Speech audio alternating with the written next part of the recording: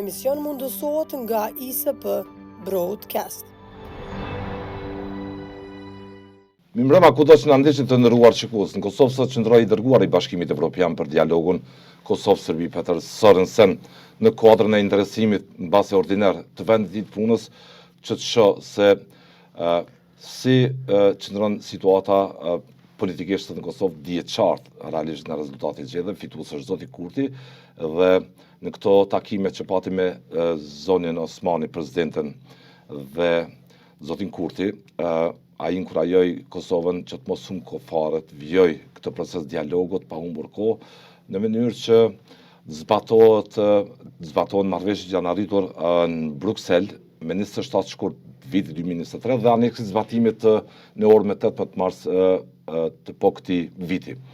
Se çfarë do ndodh, kur do të kemi qeveri, a do ta kemi në pragun e derës problemin e presidentit, a do zgjidhet apo jo, është çështje mbase e brendshme jone, një leksion do të duhej ta kishte marrë Kosova në gjithë këta muaj të bllokadës nga shkurti i këtej, por çfarë do ndodh objektivisht nuk dihet. Kam ftuar analistin Afrim Kasolli. Kasolli, faleminderit për kohën.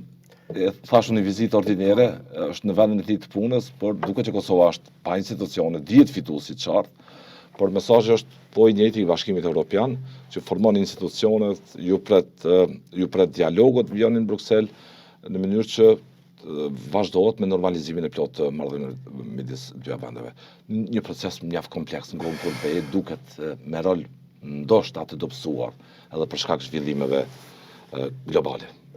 Po e pritshme do thotë që të kemi një vizitë të tillë, sidomos tash kur fituesi është i qartë sa i përket subjekteve politike, por ende nuk po dihet mbase struktura e deputetëve aktuale është kjo apo do të ketë ndryshime sepse u futëm në një proces të ri të rinumërimi dhe një dëshmi e re do të thotë zakonisht sidomos procesi i numërimit të votave për deputet gjithmonë ka çaluar në Republikën e Kosovës për shkak të keqpërdorimeve që kanë bërë komisionerët. Unë mendoj që në këtë rast duhet të hetohet kjo punë deri në fund dhe që dënimet të jenë maksimale, jo t'i humbin kështu Kosovës, t'i humbin formimit të institucioneve, sepse tash po e shohim që po vonohet procesi deri në procesi i rinumërimit mbase do mund të shkojë tashmë edhe deri në 15 ditë, e që duket e pamundur që brenda janarit të certifikohen rezultatet përfundimtare të zgjedhjeve të 28 dhjetorit. Dhe kjo ka kosto politike, ekonomike për vendin, shto faktin e nuk po flas vetëm sa i përket në raport me agjendat ndërkombëtare të shtetit, por edhe në raport me zhvillimet e brendshme, nga se shkurti është 28 shkurti është data e fundit kur Kosova ka buxhet shtetëror dhe që mund ta shfrytëzojë sa i përket ekzekutimit të pagesave të brendshme, sepse ato detyrimet ndërkombëtare janë temë tjetër, ato është e obliguar pavarësisht pat apo s'pat institucione që t'i kryej. Pra në këtë drejtim kjo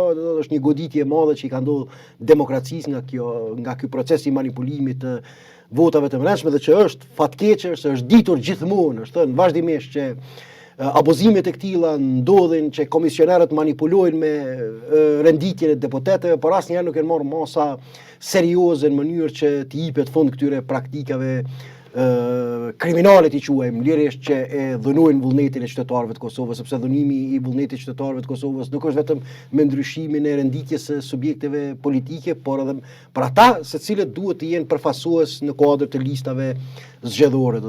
Pra duke që kemi një cikël paksa të vonuar në këtë drejtim, ndërkohë vizita e Sorensenit, takimi me kryeministrin e tyre Albin Kurti, presidentin funksionale ende Vjosa Osmani është në funksion të agjendës së tij, por unë jam pak skeptik se mund të kemi një përshpejtim të këtij procesi për shkak se edhe Serbia tash këtë vit do të futet në zgjedhje të reja parlamentare, arsye kriza e stërgjatur politike, ballafaqimi me protestat që po ndodhin atje dhe presione tjera që i ka ai shtet, veçanërisht në sferën e energjisë. Ne po e shohim që sidomos në raport me amerikanët tashmë shteti serb ka presione të jashtëzakonshme që ta gjejë një rrugëzgjidhje që definitivisht të jap fund një herë për gjithmonë aksioneve ruse në atë shtet. Dhe duket që janë këto presione më të mëdha edhe që bashkia ndërkombëtare në këtë tim, veçanërisht Shtetet e Bashkuara të Amerikës e ka një interes primar pavarësimin energjetik të rajonit nga ndikimi i rrezën, pastaj kalimi në agjendat tjera politike. Si ta shohim vizitën e Sorensen? Po ajo është rikonfirmimi i detyrimeve. Ndodhet në pozitë ende? Ndodhet në pozitë ende dhe rikonfirmimi i detyrimeve që agjenda do thotë është e qartë në këtë drejtim, fituesi tashmë është i qartë dhe rikonfirmimi i detyrimeve që i ka Kosova në raport me këtë proces të vullosura edhe nga Shtetet e Bashkuara të Amerikës.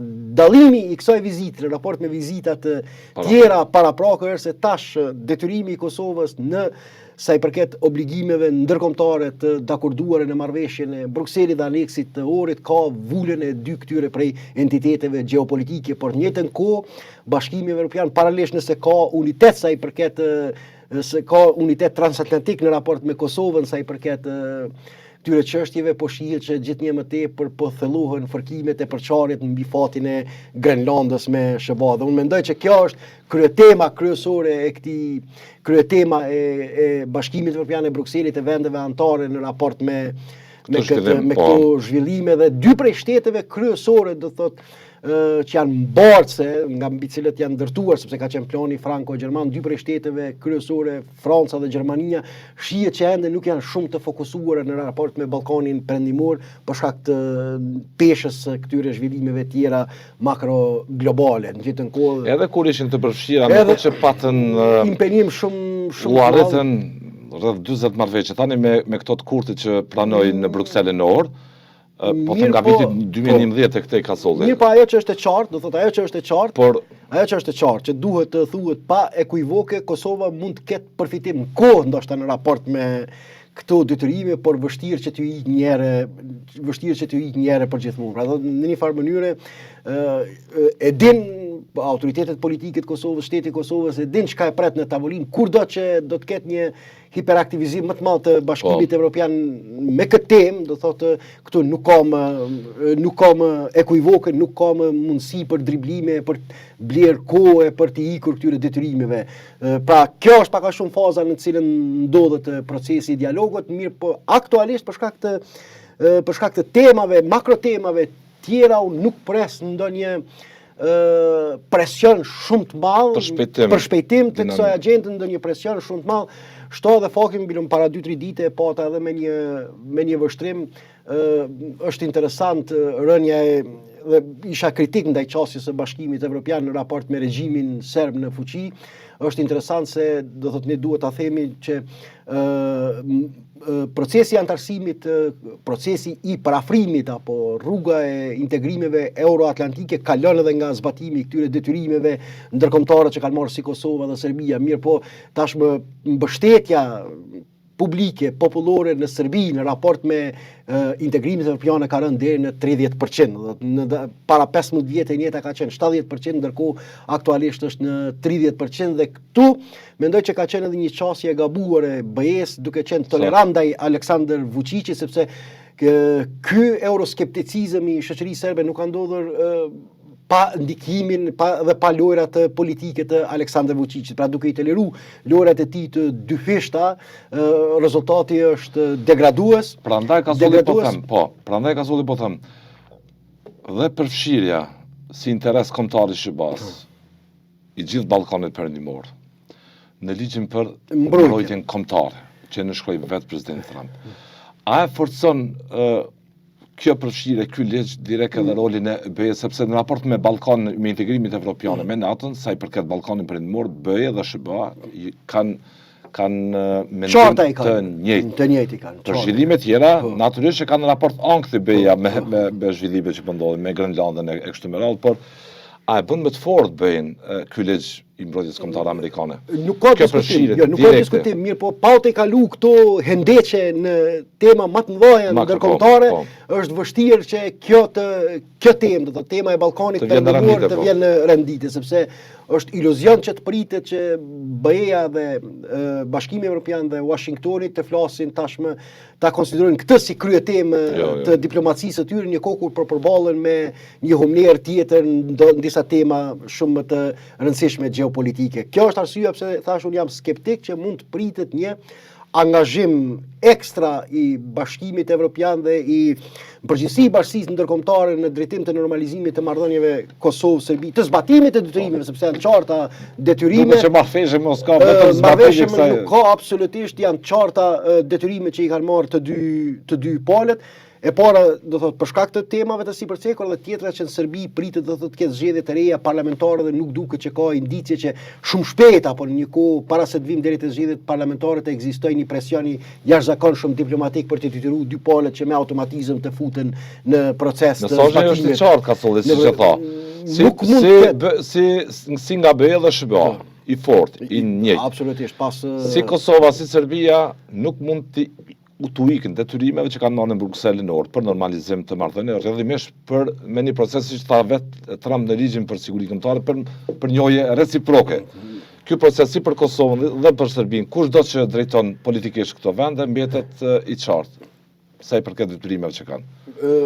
Kjo tashmë prapë thamë është e qartë në këtë drejtim, birëm Sorenson sot vjen në Prishtinë të paktën edhe me një kartë shumë të fortë në xhep në raport me vizitat e kaluara, mirë po për shkak presioneve tjera vështirë të pritet fillimi i këtij procesi. Dhe mos harrojmë faktin se interes primar strategjik i Shteteve të Bashkuara të Amerikës aktualisht është de-energjizimi rus, si ta them, çlirimi i varësisë energjetike të Serbisë nga burimet e ruse. Kjo është primar dhe ky është një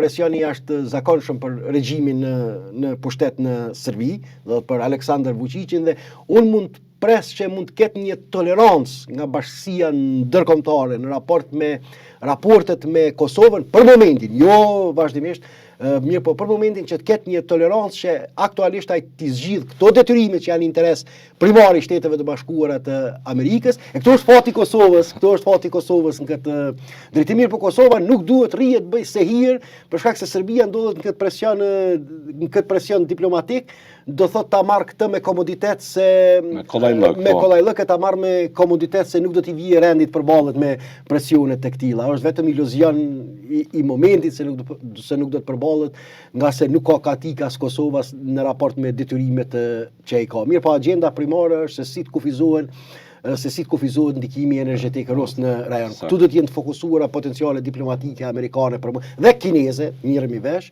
dhe më pastaj do të kalohet që ka thënë këtë emision shumë kohë më parë. Mbajtje Përparësia diplomatike, strategjike e Kosovës është që ta shfrytëzoj këtë raport zero tregtar ekonomik, të ndikim që ka Kina në Kosovë, në mënyrë që të zbarkoj sa më shpejt në shtëpinë e bardhë, edhe ashtu jemi vend në mbështetje direkte nga fillimi e shumë rrugën e këtij drejtimi e kanë hapur vetë ish diplomatë amerikanë, sepse të njëjtit po nuk po bën Kosova këtë, nuk e di, ka zgjedhur rrugën kemi ministri, kemi diplomat, kemi në mënyrë të vazhdueshme diplomatë aktuale, ish diplomatë të Shteteve të Bashkuara të Amerikës e kanë potencuar këtë fakt që e vlerësojnë si një aset rëndësishëm strategjik edhe për SBA. Kuptohet në përputhje me potencialet e shtetit, sepse ne jemi një vend i vogël dhe nuk mund të krahasohemi me Gjermaninë. Po, në Gjermaninë jemi në të njëjtat linja me SBA. Po jemi në të njëjtat linja dhe kemi një peshë specifike në rajonin e Ballkanit Perëndimor në raport me shtete të tjera për shkak të kësaj përparësie gjeopolitike. Dhe kjo do thotë është një mrekulli për Kosovën e cila po të shfrytëzohet si duhet mund të rikthehet në benefit të jashtëzakonshëm shtetëror. Ndër të parët, mos them i pari në këtë komunitet mediatik ton, që Kosova duhet ta shfrytëzoj këtë rast.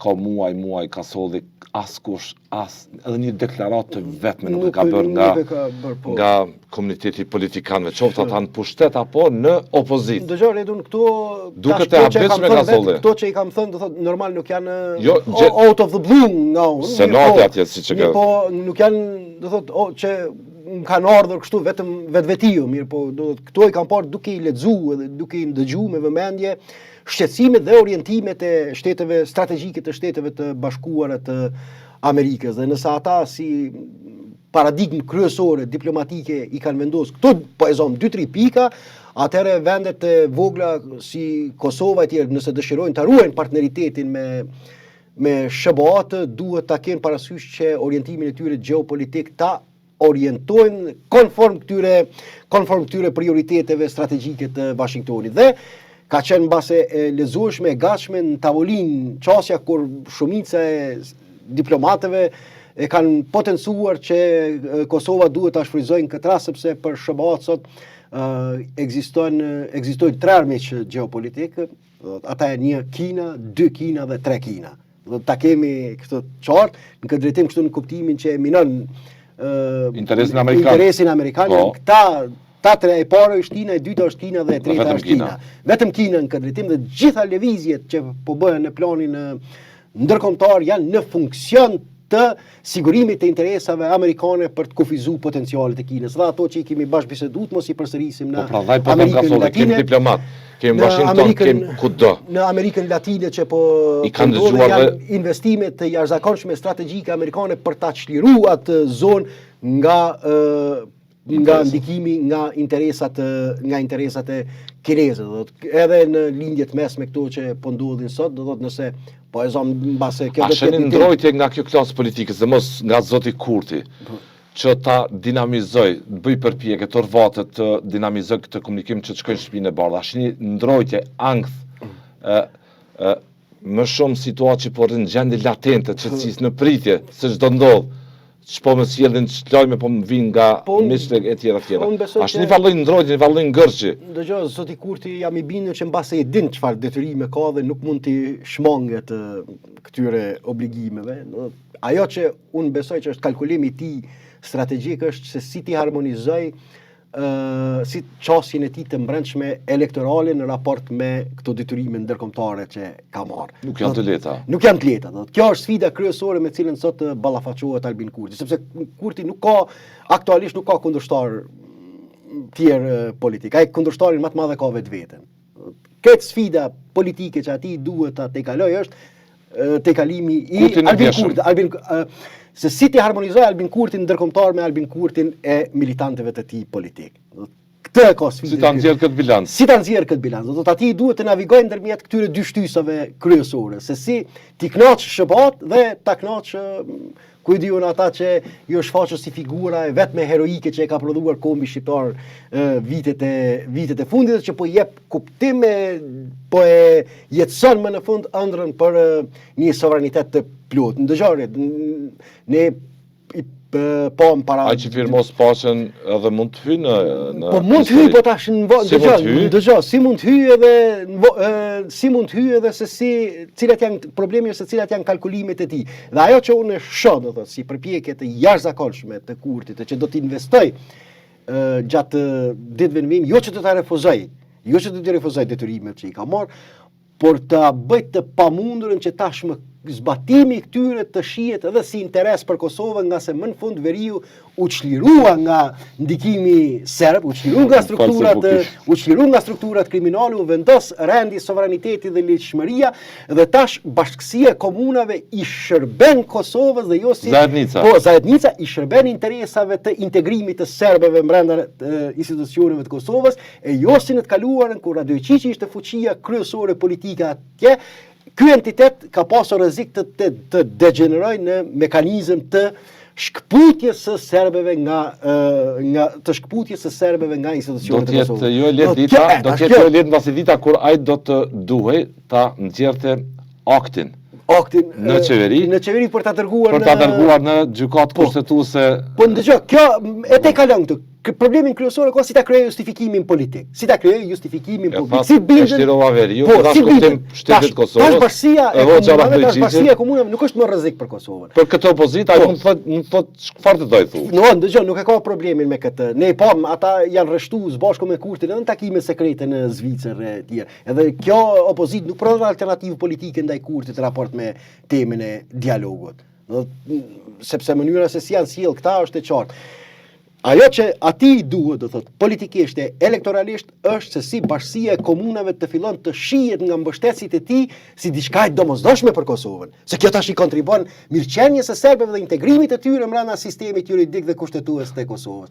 Ndërkohë bashkësia e komunave e krijuar nga Hashim Thaçi dhe Isa Mustafa ka qenë e dëshme. Ajo ka qenë për ta fuqizuar Radojqiqin, ndërsa kjo qytetarin e zakonshëm serb të Kosovës. Kjo është betejë politike me cilën ai do Operoj, të operoj gjatë ditëve, muajve, mbase viteve në VM, që t'i harmonizoj dy kurtat, kurtin e Brukselit e kurtin e mbështetësve të tij politik, dhe ta tejkaloj këtë situatë në cilën ndodhet. Në siklet thua. Këtë siklet, pashmang shumë, kështu e shoh, jo që kurti do të refuzoj, do të flasim. Sikletin nuk e ka nga Betri Hamza, Lumira Beqiku, Ramosh Haradina e këta, po? Jo, absolutisht. Sikletin e ka nga Albin Kurti. Albin Kurti ka siklet vetëm nga Albin Kurti. Do thotë se si të mos i rikthehet në bumerang elektoral, ajo kauz me cilën ai ka përfituar më së shumti politikisht. Do të kjo është betejë kryesore me cilën ai do të përballet me. Apo është se po pret me entuziazëm marrjen e detyrës së kryeministit për një mandat të tretë zoti Kurti nuk po flet fare.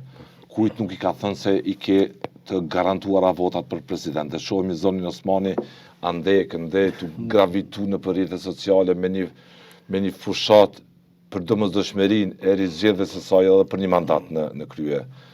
Kjo temë duket nuk diskutohet fare as nga zoti Hamza, as nga zoti Abdixhiku, as nga askush. Abdixhiku dha disa sinjale dje. Duhet një president me marrëveshje, tha? Po është një ndryshim jashtëzakonshëm i pozicionit të Lumira Abdixhikut për temën aktuale të presidentit në raport me qëndrimin që ka mbajtur gjatë blokadës 9 mujore, sepse gjatë gjithë blokadës 9 mujore, mas të madhe Abdixhiku ka tentuar që ta portretizoj veten si ndryshëm nga të tjerët dhe që nuk merr pjesë në asnjë proces të negociatave politike për asnjë temë me partinë fituese të vetëm për opsionin për qeveri tranzitore. Vetëm për opsionin për qeveri tranzitore. Ndërkohë, tash kemi një ndryshim interesant i cili është i gatshëm për një president konsensual dhe që duhet të dalë nga lidhja demokratike e Kosovës. Nuk është ndryshim si është konsensual. Nuk është një ndryshim i parëndësishëm në retorikën e tij politike, ai po e kërkon një president të nominuar nga lidhja demokratike e Kosovës, gjë që sipas gjitha gjasave Vjosa Osmani nuk do të jetë e preferuara e këtij subjekti politik, por se ajo siç e thatë ju, se çfarë rrugë do të ndjekë fituesi i zgjedhjeve është ende e paqartë. Deri tash i kemi të ditura dy qëndrime, gatishmërinë e tij për bisedë si me Vjosa Osmanin ashtu edhe me opozitën, por unë kam thënë mbase në fillim, do thotë kur u shfaqën shenjat e para të ngurimit të tij për të dhënë mbështetje blanko Vjosa Osmanit, që Albin Kurti këtë e bën strategjikisht dhe taktikisht, gjë që është po shihet, do thotë që ai nuk dëshiron, jo, qëllimin themelor e ka, ai nuk dëshiron në asnjë mënyrë që të mos ketë justifikim edhe politik para elektoratit edhe për një blokadë eventuale që mund të krijohet me temën e presidentit. Ashtu sikurse që ka ndodhur me zgjedhjet Gërçit, ashtu siç ka ndodhur gjatë blokadës 9 mujore, përpjekja e tij maksimale do të jetë se si ta shes në opinionin publik vetveten që e ka bërë të pamundurën për të tejkaluar blokada të këtilla, mirë po faj mund i takon subjekteve opozitore. Dhe duke por disa indikacione, ndonse vetë nuk e ka thënë, mirë po duke u bazuar në qëndrimet e disa mbështetësve të tij, nuk përjashtohet mundësia që i njëjti të operojë edhe me një opsion tjetër, që ai personalisht e ka kandidatin për president, por që edhe subjektet opozitare ta gjejnë një kandidat të tyre për president, dhe ai cili let fiton. Me 30 nënshkrime. Po me 30 nënshkrime kemi edhe kësi indikacione jo drejt për drejt, jo drejt për drejt, por nga mbështetësit e tij, të cilët jam i bindur duke njohur mënyrën e funksionimit të lëvizjes vetvendosje, këto nuk janë thënë rastësisht, ase këto janë qëndrime që tashmë janë diskutuar si opsione në lëvizjen vetvendosje dhe që të përdoret si justifikim, do thotë që opozita nëse dëshiron ta shfrytëzojë drejtën e vet, e ka mundësinë, në nënshkrimet i ka, le ta gjejë një kandidat, mbase kandidati i tyre mund të fitojë, mbase edhe në lëvizjen vetvendosje mund të arsyetohet me votimi është i fshehur, nuk ka disponim për ta votuar, hipotetikisht Vjosa Osmanin, po themi, dhe mund të na imponojë një kandidat të opozitës për president me votat e minoritetit serb të listës. Ju nuk besoni që procesi mund të lëvizë ashtu? Dëgjoj, unë nuk besoj, mirë po, nuk besoj.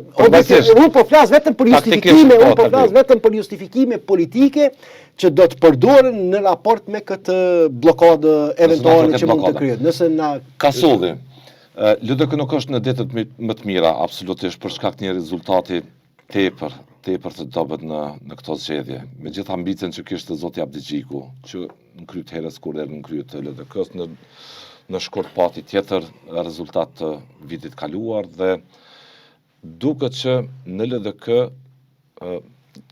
qarkullon një opinion se mund bëhet kompromis me zotin Kurti me kushtin që ajt heqdor në mënyrë direkte nga mbështetja për zonën Osmani dhe për një kandidat tjetër në LDK. A mund të shihet kjo si revansh i gjithë kësaj strukturët LDK ndaj zonës Osmani që nuk ja fal më ka logjik, do të ka logjik, jo. LDK të hynë pak me vetëvendosjen. Po, për një kandidat të lidhjes demokratike. Me kushtin që zoti Kurti të heqë dorë nga përfundimisht LDK sigurohet që heqë dorë nga mbështetja për zonën Osmani. Nuk e përjashtoj këtë skenar sepse indikacionet janë të qarta, do të fakti vullneti gatishmëri. Deklarata ishte vetë. Deklaratë publike, kemi gatishmëri për konsensus politik, megjithse Lumira Abdigjiku nuk përmendi emrat të përveçshëm, mirë po disa njerëz të lidhjes demokratike të Kosovës që janë afër tij, do thotë Havulli e tjerë me sa ndëgjova, thanë që në asnjë variant nuk do ta mbështesin Vjosa Osmanin, nga se ajo si e tillë në vend se të jetë presidente neutrale në raport me gjitha subjektet politike, ka qenë më tepër kryetare e lëvizjes vetëvendosje në zyrën e presidentes. Dhe kur ki akuzat e tilla është logjike që mund të pritet një disponim politik pro Vjosa Osmani. A merret LDK me këtë lloj taktizimi, me këtë lloj opsioni direkt në zonën e Osmani? Pa goditja kryesore në këtë drejtim i shkon në Vjosa Osmani, sepse praktikisht kjo ja pamundson realizimin e ambicieve të saj të reja, ambicieve politike për një mandat 5 vjeçar presidencial. Në këtë drejtim Vjosa Osmani do të jetë humbësja kryesore e këtij procesi. A do t'ja merret më pastaj ajo më pas lidhjes demokratike të Kosovës? Mbetet të shihet, mirë, po është një periudhë shumë e gjatë sepse nëse të kalohet kriza e presidentit, atëherë sa i përket numrave për qeverisje në lëvizja vetëvendosje i ka të mjaftueshëm dhe zgjedhje mund ndodhë që të mos kemi edhe gjatë 4 viteve të ardhshme, gjë që do të ishte një goditje tjetër për Vjosa Osmani që ta sfidonte menjëherë lidhjen demokratike të Kosovës në një proces elektoral. A shpëton figurativisht kokën e tij dhe vetë kryetari Abdigjiku ndaj të cilët janë shtuar zërat për dorëheqja. Dhe vetë tha do të afroj dorëheqjen, por ishte një deklaratë me ka ndryshim në raport me notën kritike të zgjedhjeve. Ka ndryshim. Apo përpjek Abdigjiku ta shpëtoj vetë kokën e tij. Ta shpëtoj dhe të gjejë justifikim që është pas përgjegjësisë kolektive. Dhe sepse në raport me notën kritike të zgjedhjeve kur më tepër theksi i bisedës ishte tek përgjegjësia individuale, gjatë ditës së djeshme pas përfundimit të mbledhjes me nënkretar, ai do thotë në një farë mënyre u shpreh se mbase ky është i gatshëm ta bëjë një gjë të tillë, mirë po nëse partia nuk ja lejon, atëherë nuk i mbetet tjetër se nuk mund të dalë kundër vullnetit politik kolektiv të partisë. Apo po thon vetë Abdigjiku ta shpëtoj kokën e tij politikisht. Dëgjoj, tash duhet ta themi çka ka ndodhur gjatë 5 viteve, që ka ndodhur gjatë 5 viteve dhe që përpara se këto është bilanci që e ka bërë, më shumë se për shpëtim të kokës, a është vetëdijsuar apo është bindur LDK-ja që strategjia që ka ndjekur ka qenë gabim në raport me Vjosa Osmani. Këtë nuk po e flasin. Po kjo duhet të jetë tema, dhe unë besoj që më shumë ka zëra rreth kampit Abdigjikut që e mbrojnë atë.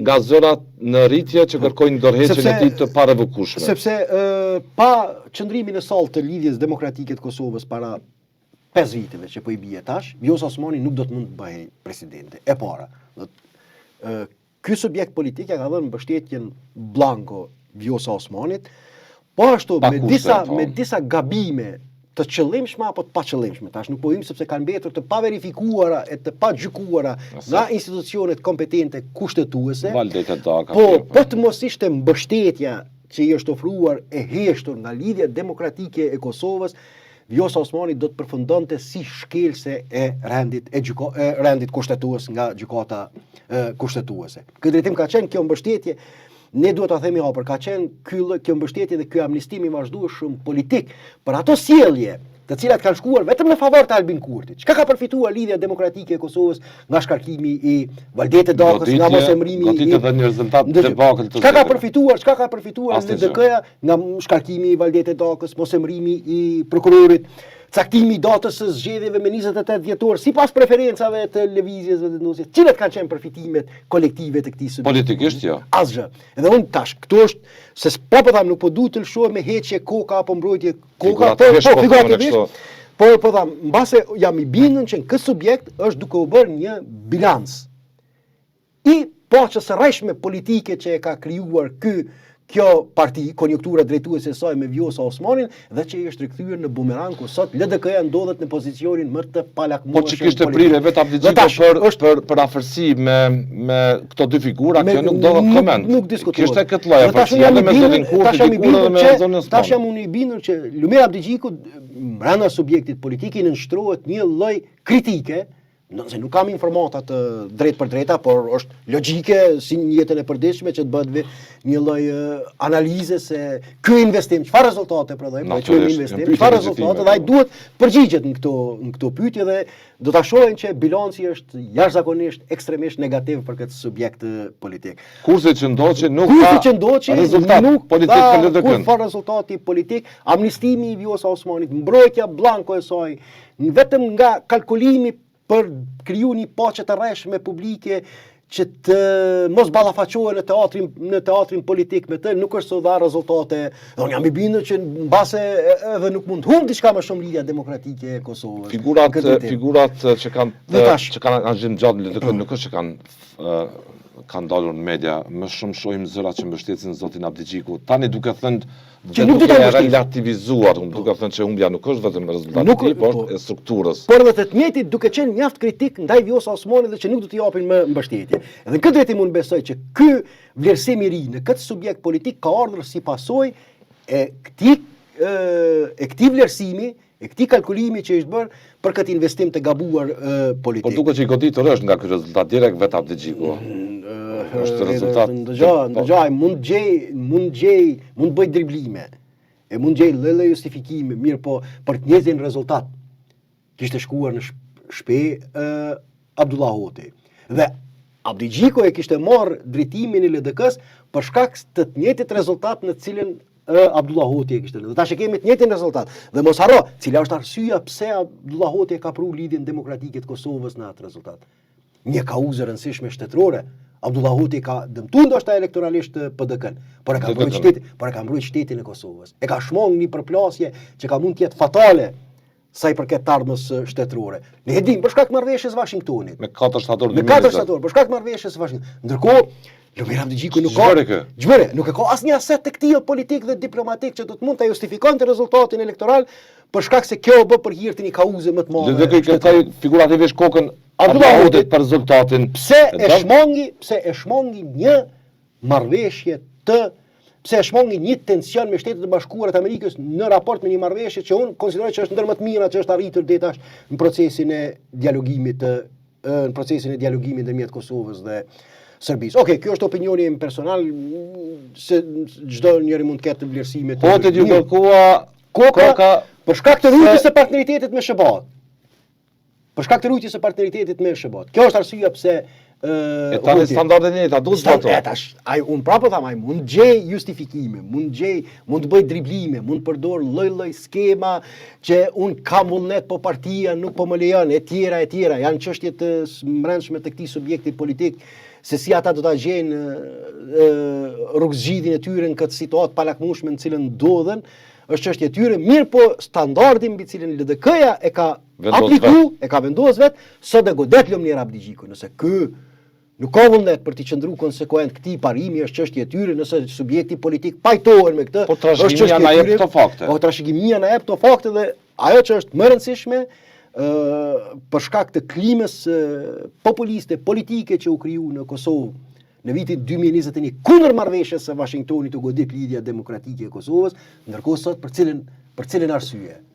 Cili është interesi shtetëror që Lumir Abdixhiku mund t'ja prezantoj mbështetësve të vetë të LDK-s dhe pastaj për këtë rezultat, që në fundit duke qenë një subjekt politik, që janë trashëgimi e Ibrahim Rugovës, I cili fokus kryesor e ka pas rujtjen me çdo kusht. Fokusin me SHBA. Në këtë drejtim Abdullah Hoti ka qenë brenda kësaj skeme të veprimit politik. Brenda kësaj filozofie edhe me çmimin e dëmtimit të LDK-s. Kurse kjo e Abdixhiku cila veç mungesa e rezistencës ndaj Albin Kurtit dhe Vjosa Osmanit. Këto janë arsye. Po kjo deklarata që dha dje bën një dallim të asaj LDK të shkurtit vitit kaluar dhe është qëndron ky fakt plotësisht, sepse përderisa nga shkurti këtej LDK nuk ishte e gatshme të hyjnë pakt as me opozitën e as me Kurtin, por rriti indiferente totalisht, duke u mjaftuar vetëm me propozimin për qeveri tranzitore. Tani kemi një propozim të LDK-s për ta shmangë ngërçin me temën e presidentit, duke dhënë propozimin për president konsensual të cilin do ta. A është një paralemrim që ka të qartë se po shkoj vendin e zgjedhjeve. Unë kështu e kam pa. Behania mos na mbetet neve. Unë kështu e kam pa, do thotë një lloj paralemrimi dhe një distancim nga pozicioni më hershëm që LDK është e ndryshme nga gjithë të tjerët, le të bojnë ata koalicion, le të shkojnë bashkë, le të formojnë lloj-lloj modalitete të ndarjes së pushtetit. LDK nuk ka punë ndaj tyre, nuk ka punë në raport me ta, nga se LDK është alternativa e vetme ndaj tashmë klubi, ndonse nuk e ka thënë kështu tekstualisht, por mesazhi është i qartë ndaj klubit të stërvjetruar politik të përfaqësuar nga Lëvizja Vetëvendosje, Partia Demokratike e Kosovës dhe Aleanca për Ardhmërinë e Kosovës. Pra ka qenë insistim i vazhdueshëm dhe ky pozicion që unë mendoj, ky pozicion që e ka mbajtur Lumera Abdigjiku në një farë mënyrë mbase ka mundur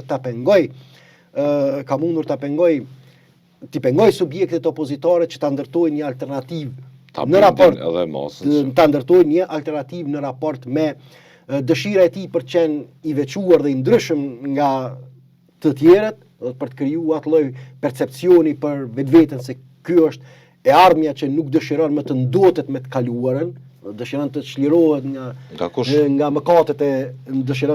nga mëkatet e skaluarës. Për votën që sa Mustafa ishte gabim që votuam zotin Thaçi. Që votuan zotin Thaçi, gjë që edhe kjo është në funksion të kësaj përpjekje për justifikim politik, pra që ky është i ndryshëm nga gjithë të tjerët, duke ndikuar që të pengohet ndërtimi i një alternative politike në raport me Lëvizjen Vetëvendosje. Edhe sot do të thotë çështja është që LDK megjithatë është e gatshme për konsensus. Nuk është me LDK që në mënyrë kategorike është kundër çdo bashkëpunimi me forcat e stërvjetruara politike, por e shqyrton opsionin e konsensusit normal nëse mirë në konsideratë dhe vlerësimet e këtij subjekti. Rekapitulim, çuçi ja bojnë këta juristat e zaorim situate për mbledhje.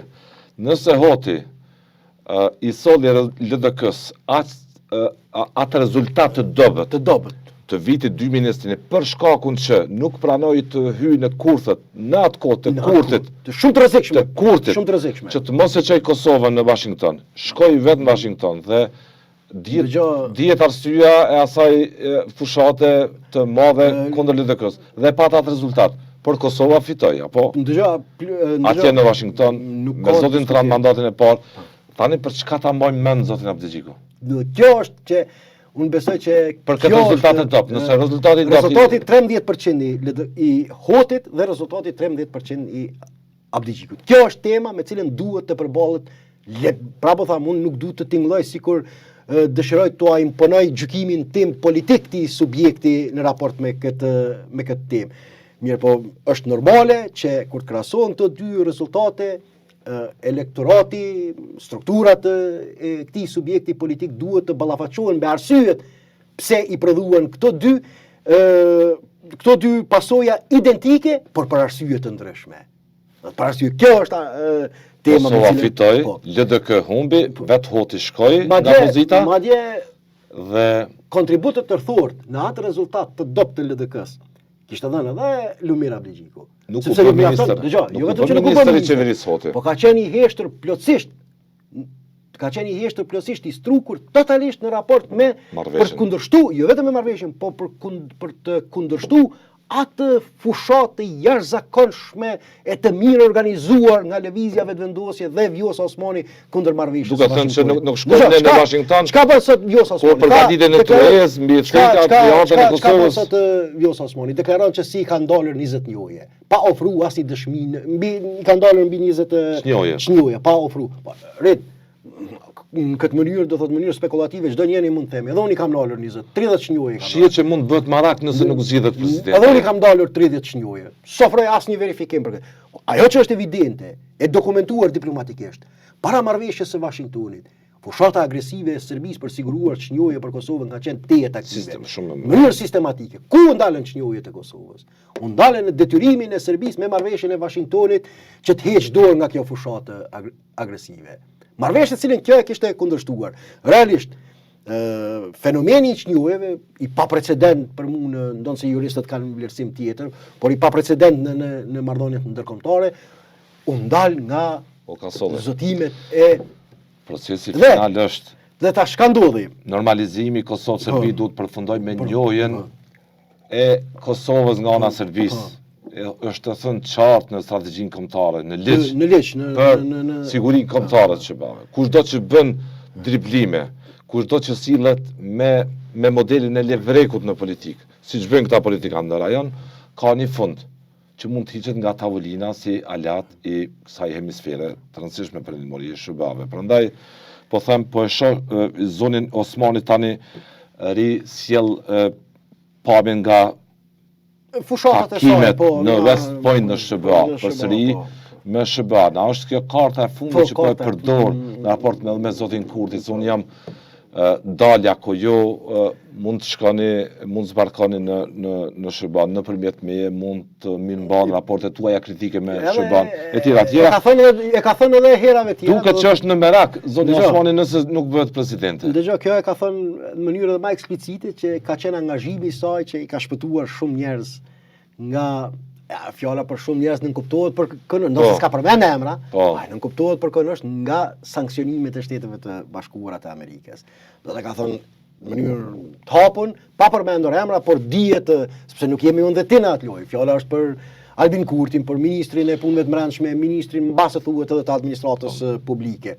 Dhe që ja detyrojnë ekzistencën e tyre politike këtij angazhimi duke që është në merak, po them Kasolli, nga nëse nuk bëhet president. Është natyrshme, kjo është e natyrshme, sepse kjo është, kam thënë disa herë, është fatkesia e saj politike ka qenë mosha e re biologjike, e që ju ka hakmarrë më pastaj në ushtrimin e detyrave të presidentës, sepse gjatë gjithë kohës ka kalkuluar për fatin e saj politik prej një pozicioni i cili duhet të jetë totalisht neutral në raport me këto agenda ditore, Edhe i mbaroi punë Kurtit, edhe nëse ka shpëtuar, po edhe tani nuk e ka të sigurt votën.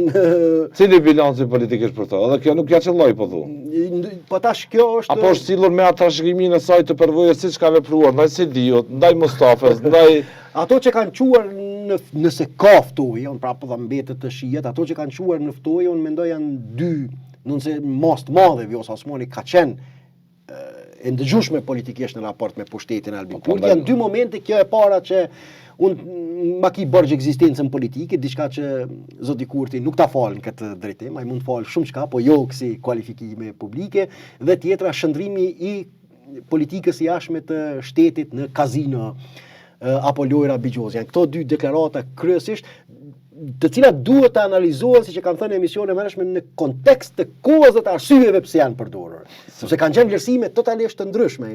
Kurti po bënte fushat, po thonte se unë po shtripë për suverenitetin. Këto sanksione janë të domosdoshme. Janë një keqje e domosdoshme për hir të një përfitimi shumë më të madh. Po. A janë më të rëndësishme sot ti marrim 30 milion euro nga Brukseli apo ta shtrim Kosovën në gjithë territorin e saj? Dhe kjo ndodhi pikërisht në fund, çka ndodhi? Në fund tash është, në fund i fituam edhe 30 milion euro, e fituam edhe sovranitetin. Dhe kjo është ka qenë justifikimi kryesor politik i lëvizjes vetëvendosje. Dhe akuzat të këtilla në kontekst të kësaj dinamike politike janë diçka që vështirë. Po të kërkoj bëshën këtë mes Kasolli. Asnjë gjë nuk del nga zyret e tyre.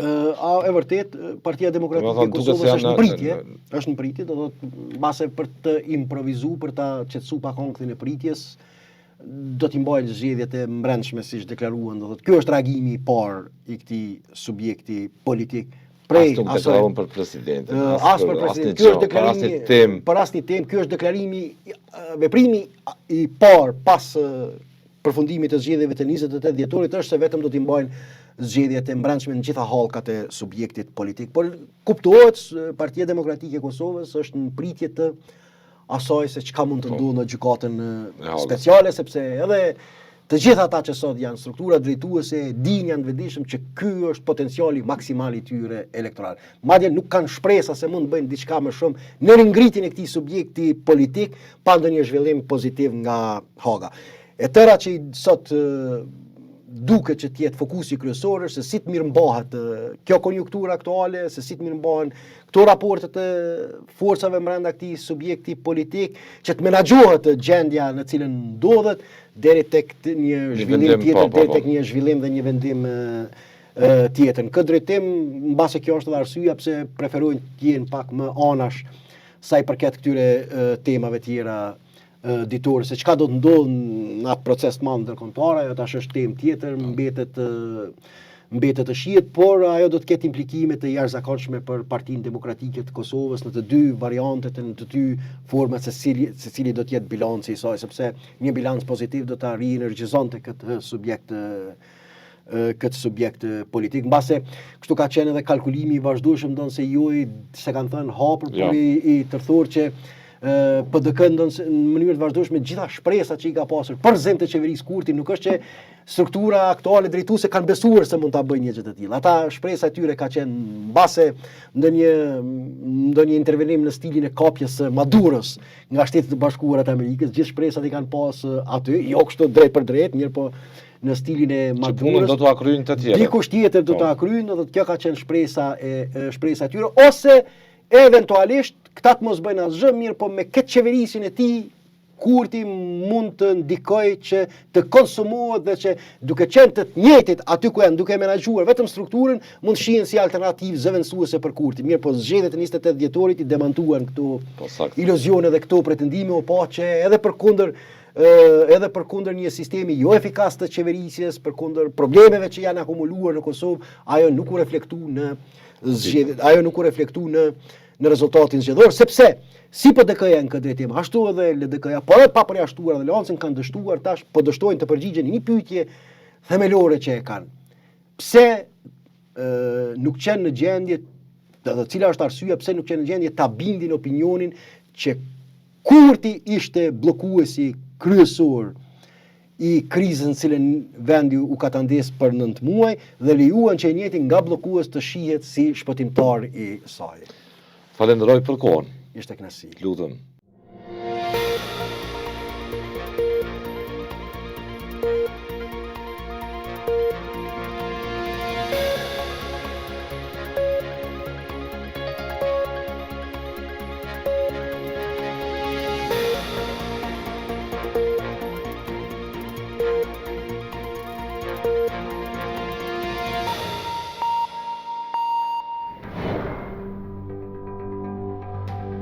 Ky emision mundësohet nga ISP Broadcast.